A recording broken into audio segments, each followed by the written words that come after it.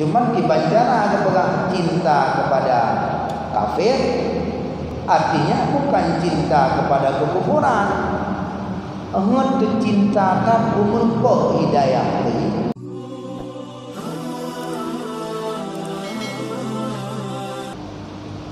Maka tinggallah kita majalis susaniyah. Nah, berbunga berhidayah kena hadis la yu'minu hanat sempurna iman seseorang kamu bila tidak mencintai bagi saudaranya apa yang dia cintai untuk dirinya.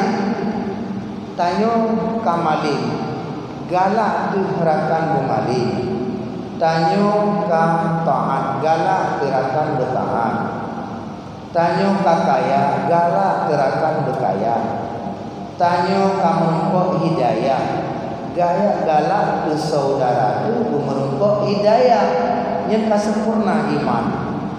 Dalam kata-kata akhiri menurut Ibnu Iman saudaranya sehingga sampai kafir. Cuman kibancara ada pegang cinta kepada kafir, artinya bukan cinta kepada kekufuran. Engat cinta tak umur hidayah ini beli dalam sesat. Salah satu daripada dakwah untuk beli di sesat, pegang di sesat. Maka kun kafe ke kafe merupakan wujud rasa cinta kepada saudara setanah air.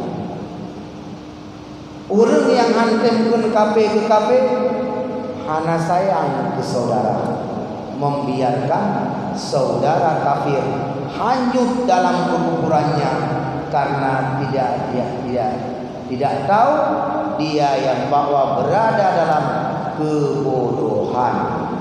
Hai buat gemah pedung, gemah apui, semah mata urung, kan buat bangai bodoh. Jadi pegang kafe ngun bangai titat yang adalah merupakan perkataan yang untuk mewujudkan rasa cinta kepada saudara setanah air. Orang yang antim kun kafe ke kafe hana sayang ke saudara setanah air. Nian menurut analisa dalam hadis penuh toleransi, nah, hubungan sosial bukan untuk menukar-nukarkan keimanan. Dan ia orang kafir ke orang Islam, bila memang orang Islam memegang tampuk kekuasaan, IBK bahaya pada mana? Oh, nak ketinggi kafe yang kata dakwah jika betul-betul, tapi pengertian tahui ketua jing hanai pate, hanai ganggu Islam kata selesai. Hana kecuali kaji perang Islam, kabar status kafe harbi nyan kada perang.